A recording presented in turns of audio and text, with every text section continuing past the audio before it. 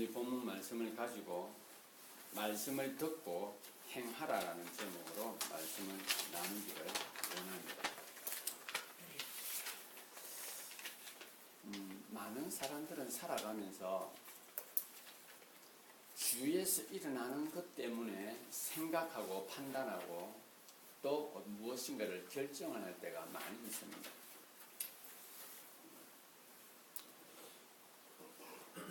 모든 사람이 100%다 똑같은 사건에 똑같은 마음으로 반응하는 것은 아닙니다. 그러나 지금 우리가 살아가고 있는 이 미국 땅에서도 한국인들이 가슴속에 가장 많이 자리하고 있는 것이 무엇인가? 또 우리와 멀리 떨어져 있지만은 우리와 함께 한민족으로서 살아가는 우리 국민들이 가슴속에 무엇이 가장 큰 이슈이며 무엇이 가장 큰 대화의 중심인가 하는 것은 우리가 말씀을 보고 말씀을 적용하고 실천하는 데 있어서 대단히 중요한 것입니다. 왜냐하면 우리가 공동적으로 생각하고 느끼고 있는 것에 대하여 전혀 반응할 수 없다면 우리는 그 무리에서 함께하는 시간들을 갖지 못할 것이며 무엇보다도 상대를 이해하는 데 많은 어려움이 있을 것입니다.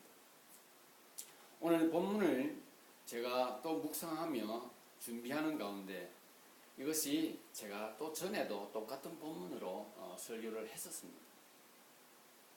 오늘 제가 이 본문을 가지고 또 하게 된 것은 주간 중에 기도하며 말씀을 보는 중에 또 하나님께서 이 말씀을 통하여 하나님께서 함께 나누기를 원하고 또 이것을 통하여 우리의 생각과 우리의 태도와 하나님 말씀 앞에서 우리의 자세들이 어떠해야 하는가 하는 것을 함께 나누어야 할 필요가 있어서 또 오늘 이 말씀의 본문을 들고 함께 썼습니다. 자신의 잘못을 감지하는 능력이 상실되어진 사람들이 이 세상에 얼마나 있을까요? 참 많습니다. 저는 이번에 국가에서 일어나고 있는 이 일을 보면서 내 자신마저도 잘못을 감지하는 능력이 정말로 약하구나 하는 것을, 참 부족하구나 하는 것을 알 수가 있었습니다. 저는 한 가장으로서 내가 지금까지 살아오면서 나도 내 잘못을 감지하는 데 있어서 무엇이 그 벽이 되어 있었을까를 생각을 해보았습니다. 지금 한 나라의 수장이 자신의 잘못을 감지하지 못하는 가장 큰 장애 요인 중에 하나가 바로 정치라는 것입니다. 어떤 사건을 저질러 놓고 그것을 생각하는 부분에 있어서 정치라고 하는 큰 리트머스 시험지를 한번 걸어보 나니 자기는 잘못한 것이 없게 되는 것입니다. 나도 개인적으로 분명히 상대는 나에게 잘못했다고 이야기하는데 나는 내 자신을 보면서 나는 잘못한 것이 없다라고 생각할 때 무엇이 중간에 한번 걸러졌을까를 생각을 해보았습니다. 가정에서뿐만 아니라 교회에서도 마찬가지고 일반 생활 속에도 마찬가지입니다. 그것은 가장 큰 것이 바로 나의 귀를 막고 있는 어떠한 상황이고 어떠한 자격이고 어떠한 위치였던 것입니다. 가정을 통해서 저는 지금 두 여인이 저와 함께 살고 있습니다. 어떤 일이 벌어졌을 때 두 여인은 똑같은 마음으로 똑같은 목소리로 이렇게 말합니다. 당신이 너가 아빠가 잘못했다고 말할 때 나는 두 사람 앞에서 내가 잘못한 것이 뭔데라고 이야기할 그때 나는 무엇을 거르고 그 이야기를 들었는가를 생각해 보았을 때 나는 남자이고 나는 가장이고 나는 아들보다 힘이 세다라고 하는 것이 연중에 내 속에 전혀 감지되지 못한 내 속에 그것이 자리 잡고 있었다고 하는 것을 알게 되었습니다. 어떤 일이 벌어지고 어떤 사건이 형성되어졌을 때에 특히 국가적인 문제가 형성되어졌을 때 그 국가를 지도하는 가장 큰 높은 지도자가 하는 한마디는 백성들에게 회자되었습니다. 지금 이 나라에 많은 사람들이 마음의 상처를 받고 곤란한 가운데 사용하는 단어 중에 하나가 바로 자괴감이라는 단어입니다. 이게 쉽게 사용되어지는 단어가 아닙니다. 자도 사람들이 입에 오르내는 단어가 아닌데 어느 순간인가 이 좌괴감이라고 하는 단어가 참 많이 사용되어지고 있습니다. 저는 이렇게 생각해 보았습니다. 이번에 그분이 이야기를 하며 이런 말을 했다고 하면은 아마 우리나라의 대부분의 사람들이 엄청나고 긍정적이고 자신을 돌아볼 수 있는 그러한 단어가 회자되지 않았을까 생각을 해봅니다. 그것이 바로 이런 단어입니다. 내가 참 이렇게 하기 위해서 대통령이 되었는가 생각을 하니 정말 국민들을 내가 참으로 먼저 살피지 못한 나의 부족함이 있었기 때문에 그렇다고 한다면 많은 백성들의 단어 속에 부족함이라고 하는 단어가 형성되어졌고 내가 너를 보매 내가 너와의 관계 속에서 나의 부족함 때문에 너를 헤아리지 못하는 부족함 때문에 이런 일이 발생되어져서 미안하다라고 하는 분위기가 형성되어지지 않았을까 생각을 해봅니다. 오늘 본문을 한번 제가 읽어드리겠습니다. 22절에 너희는 말씀을 행하는 자가 되고 듣기만 하여 자신을 속이는 자가 되지 말라. 우리가 정말로 많이 듣는 이야기입니다. 어떻게 듣습니까? 어떤 식으로 이 말을 듣습니까? 넌 교회 다니면서 왜 그러는데? 그런 이야기를 우리가 자주 듣습니다. 너는 교회를 그렇게 오래 다녔는데 너는 행동하는 것이 왜 그러는데 하는 이야기를 우리가 듣게 됩니다. 너희는 말씀을 행하는 자가 되고 듣기만 하여 자신을 속이는 자가 되지 말라 하니 너는 왜 그러는데 하는 순간에 들은 사람입니다. 말씀을 들었고 말씀을 아는 사람입니다. 말씀을 안 들었다면 소문으로 들었겠죠. 교회 다니는 사람들은 착하더라. 교회 다니는 사람들은 거짓말을 안 하더라. 거짓말을 안 하더라가 아니라 거짓말을 하면 안 된다가 되어 있죠. 착하더라가 아니라 착해야 된다라고 하는 것을 가지고 있죠. 그런데 그것을 우리도 사용을 합니다. 착해야 되지 않느냐? 예의 발라야 되지 않느냐? 잘해야 되지 않느냐? 말씀을 행하는 자가 되고 듣기만 하여 자신을 속이는 자가 되지 말라.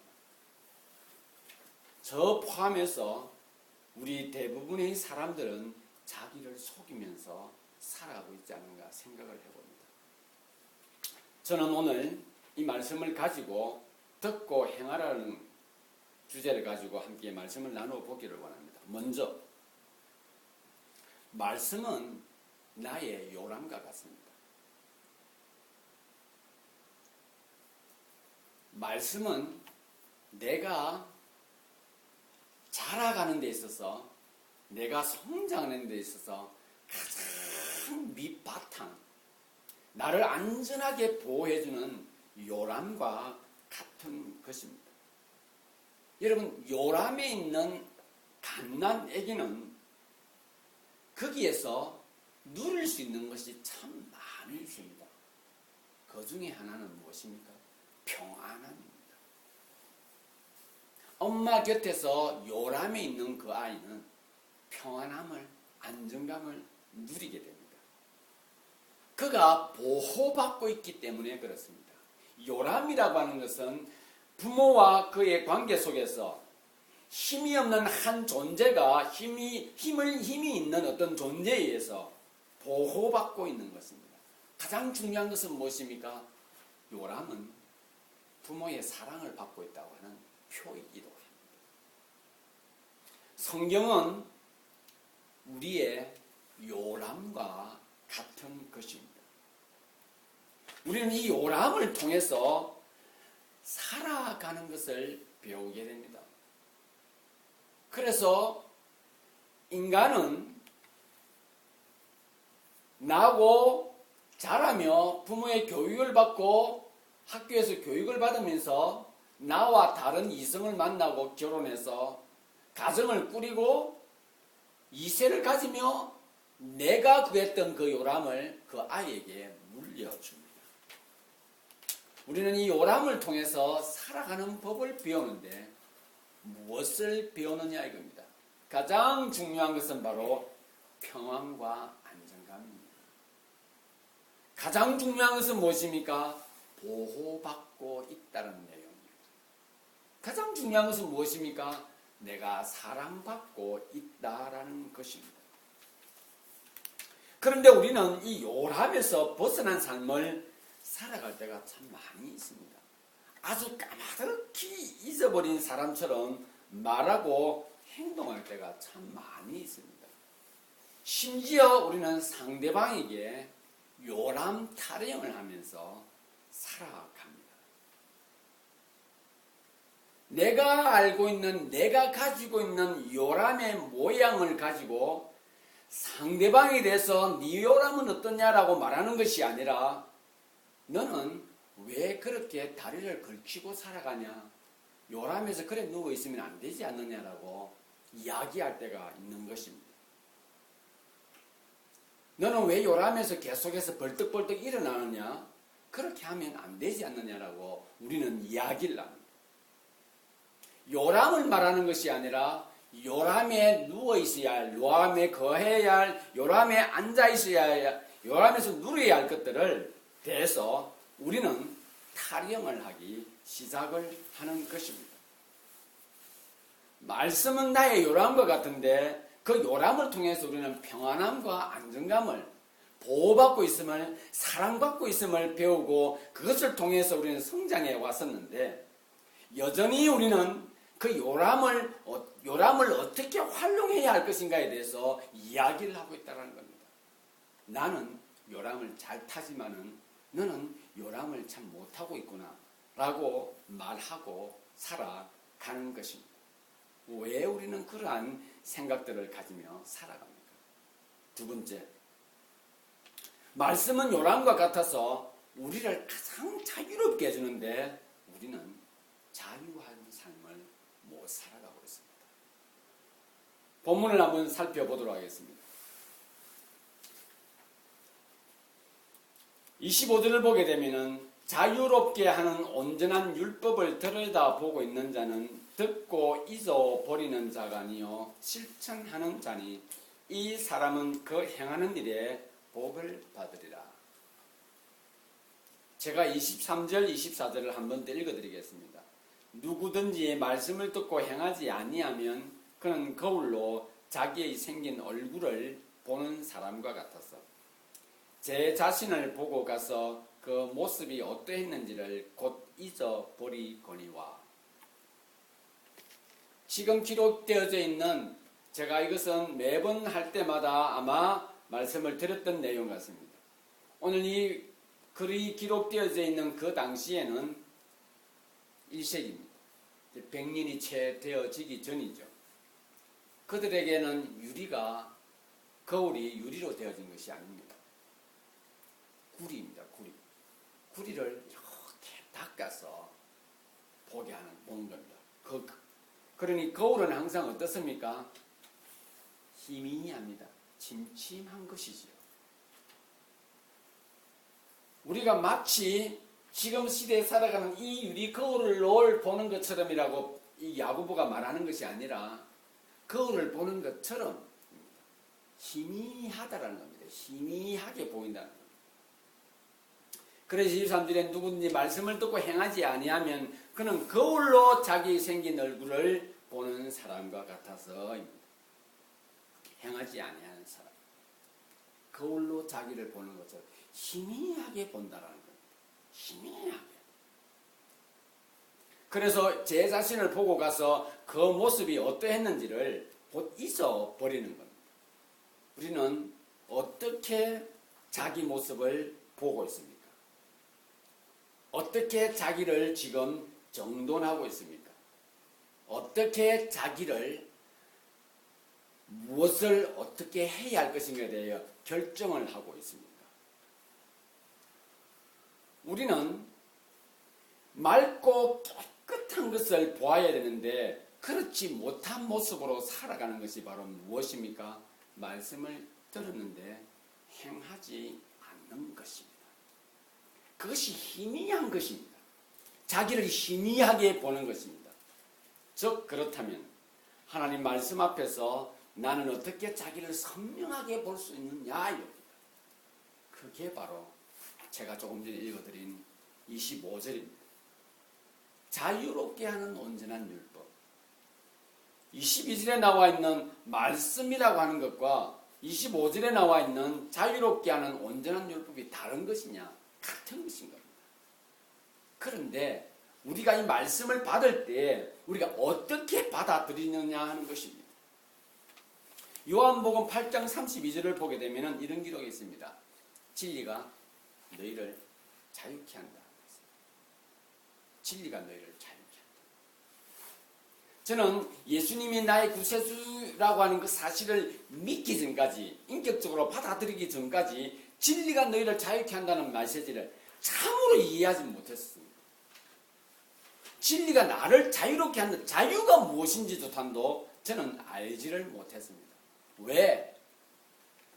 하나님의 율법은 우리에게 있어서 변하지 않는 그런 하나님의 음성으로 저에게 늘 다가왔습니다.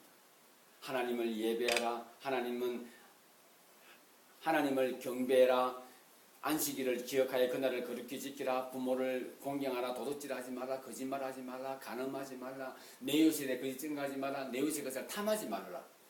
이런 십계명이 나에게는 하나님의 명령으로 늘 다가왔기에 나는 그 명령 앞에서 내 자신의 죄인이요 또 죄인이요 저는 죽을 죄인이요 영원히 죄인이요 변치 않는 죄인이요 나는 지옥으로 갈 수밖에 없는 죄인입니다. 그래서 예배해가지고 이렇게 말하는 겁니다. 용서해 주세요 라고 저는 그렇게 살아왔던 제 모습이었습니다.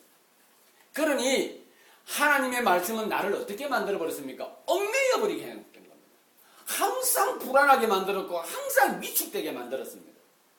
자신감이 없게 만들어버렸죠. 하나님의 말씀이.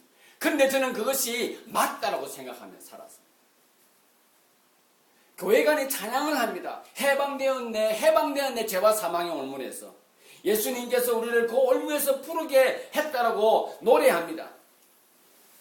하나님이 세상을 이처럼 사랑하 독생자를 주셨으니 하며 끊임없이 찬양을 했습니다. 그런데 그 의미가 무엇인지를 저는 추호도 알지를 못했습니다. 마치고 나면 기도합니다. 용서해 주세요. 하나님. 지옥 가기 싫어요.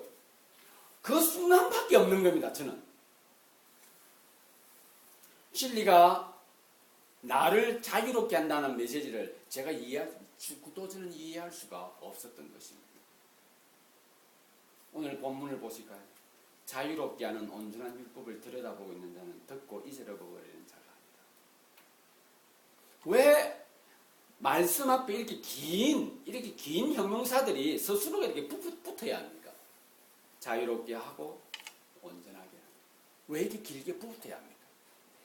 아주 중요한 의미가 우리 속에 있으며 야고보가 이 엄청난 메시지, 믿음은 행함이 없는 믿음은 죽음이다라고 하는 것을 선포하기 위해서 이 형용 구절을 앞에다가 붙인 겁니다.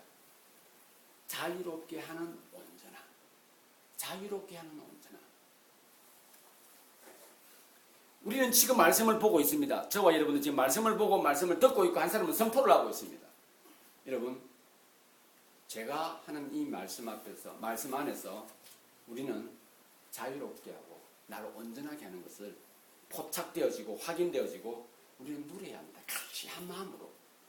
그래야만이 말씀이 요람과 같아서 나를 가장 자유롭게 한다는 이 주제가 저에게 전달되어지는 것입니다. 여러분, 그렇다면 제가 단편적으로 말씀을 드립니다. 말씀은 우리를 자유롭게 합니다. 말씀은 저와 여러분들을 참으로 자유로운 삶을 살아가도록 리드해주고 인도해 줍니다. 말씀은 부족하지 않기 때문에 우리를 하여금 사랑의 결실을 맺게 합니다. 이게 저와 여러분들이 누려야 하는 것이고 누리고 있어야 하는 내용들입니다. 우리 실제의 삶은 어떠합니까? 어떤 사건이 발생되어지고 가족의 문제가 발생되어지고 자녀의 문제가 발생되어지고 부모님의 잘못된 부분을 봤을 때 우리는 어떻게 대처합니까? 그러면 안 되지. 아빠가 그러면 안 되고 엄마가 그러면 안 되고 딸이면 그렇게 하면 안 되고 아들이면 그렇게 하면 안 되고 그리스도인이면 그렇게 하면 안 되지 않느냐라고 우리해서 누구도 그 앞에서 자유롭지가 못한 우리의 모습들입니다. 사랑은 우리의 삶에서 저 담 넘어 저 멀리 가버린 성경에서만 나와 있는 그런 하나의 형식적인 단어처럼 우리에게 다가와 있습니다. 그러기에 오늘날 이 시대에 대한민국에서 펼쳐지고 있는 이 상황 사실 앞에서 이 엄청난 것들에 대하여 우리가 반기를 들고 그것을 알게 해야 할 뿐만 아니라 이러한 사건들을 통하여 거기에 대처하고 있는 나의 삶의 모습들을 한번 돌아보아야 할 기회로 삼아야 한다는 겁니다. 사랑하는 지체 여러분, 예수 그리스도가 우리에게 오셔서 이렇게 말씀을 하십니다. 제일 첫째 되는 계명이 무엇이냐라고 말할 때 하나님을 사랑하는 것이라고 말합니다. 그리고 또 중요한 계명이 하나 있는데 그것이 무엇이냐 우리에게 말씀하시면서 내 이웃을 내 몸처럼 사랑해야 한다라고 말합니다. 결국은 율법의 완성은 사랑에 있느니라라고 이야기를 하십니다. 그리고는 당신이 그 최정점에서 그것을 보여주시고는 그분은 그 자리에서 곧바로 밑으로 오셔서 우리에게 사랑이 무언가 하는 것을 보여주시고 계시는 것입니다. 사랑하는 지체 여러분, 예수 그리스도가 나의 사랑의 결정체입니다. 우리는 하나님의 사랑의 결정체를 예수 그리스도를 통하여 어떻게 경험합니까? 주님, 내 죄를 위해서 예수님께서 대신 십자가에서 이 고통을, 이 얽매임을, 이 불안함을, 이 자신감 없음을 항상 위축되어 있는 나를 주님께서 안전한 길로 인도해 주셨군요. 용서해 주셨군요. 죄의 얽매임에서 예수 그리스도가 그것을 벗어나게 해주시던 겁니다. 그러기에 우리는 엄청난 진리 앞에서 아멘을 합니다. 내가 곧 길이요 진리요 생명이라는 메시지 앞에서. 그리고는 그 진리 앞에서 우리는 무엇을 발견합니까? 하나님의 말씀은 온전한 것이, 완벽한 것이 되어졌다고 하는 것을 우리는 확인하게 되는 것입니다. 십계명을 다시 한번 떠올려 볼까요? 하나님 사랑하고 이웃 사랑하면 십계명은 이미 그것으로서 우리에게는 평안함으로 다가오게 되어 있는 것입니다. 내 이웃에 대하여서 너가 요람을 그렇게 타고 저렇게 타는 것이 아니라 그를 받아들이고 사랑하는 것은 내 힘이 아니라 하나님께서 나에게 그리스도를 통해 보여주셨기에 내가 누린 것을 그에게 나누는 것이 되는 겁니다. 그러기에 우리는 말씀을 듣고 행하는 것이 오늘 본문에 나와 있는 것처럼 자유롭게 하는 온전한 율법을 들여다보고 있는 자는 듣고 잊어버릴 수가 없고 실천할 수밖에 없는 것이기에 그가 받는 복은 무엇이냐? 그렇게 살아가는 것이 바로 그에게서 가장 큰 복이 되는 것입니다. 그전까지는 얽매이며 살았고 죄에 휘둘리며 살아왔으니 늘 초라하고 부끄럽고 가난하고 비참한 삶을 영적인 삶들을 살았던 우리들의 모습이 아니었습니다. 그런데 그리스도를 통하여 우리는 이러한 자유로운 삶을 살게 되어진 것입니다. 그래서 말씀은 요란과 같아서 우리를 가장 자유롭게 만들어 주는 것입니다. 사랑하는 지체 여러분, 알고 가르치는 것과 듣고 행하는 것은 아주 다릅니다. 우리는 매번 어떤 관계 속에든지 무언가를 가르치려고 하기 시작하면 내가 알고 있는 것을 드러내어야 하는 것입니다. 어떻게? 가르치는 것이 논리적으로 맞아야 되기 때문에 그렇습니다. 그러나 듣고 행하는 것은 내가 변화되어졌기 때문에 그것이 내 삶을 통해서 표현되어지는 것입니다. 여기에 기록되어져 있는 행하는이라고 하는 의미는 도덕적인 책임이 강하게 부각되어져 있는 원어 속에 내포되어져 있는 의미입니다. 도덕적인 것입니다. 여러분, 그리스도인이 도덕을 말하면 웃기지 않습니까? 그런데 하나님께서 우리에게 우리로 살아있게 하고 우리로 서로 마음을 나누며 공유할 수 있는 것은 바로 도덕이 우선되어질 때 가능한 것입니다. 그래서 코리안들은 예의를 많이 강조를 합니다. 도덕 가운데 큰 도덕이죠. 우리는 그것을 놓치면 안 됩니다. 우리 민족이 가지고 있는 것이기에 그 아름다운 것은 우리가 유지를 해야 한다는 것입니다. 이 사람들은 그렇지 않습니다. 합리적이지 않습니까? 그래서 아버지 이름을 부릅니다. 자연스럽게 부르죠. 할아버지 이름도 그냥 부르는 겁니다. 다 넣습니다. 다. 그러나 그것이 이들에게는 합리적으로 사용되어지기에 통용이 되어지는 것입니다. 우리가 그것을 배웠다고 해서 아빠 이름을 다은이거나 중간에 명하나 이러면 나 까먹 넘어가 버릴 것 같아요. 그게 아니죠. 우리는 아빠예요. 아빠. 마지막 세 번째로 우리는 여전히 요람에서 살아가고 있다는 것을 기억해야 합니다.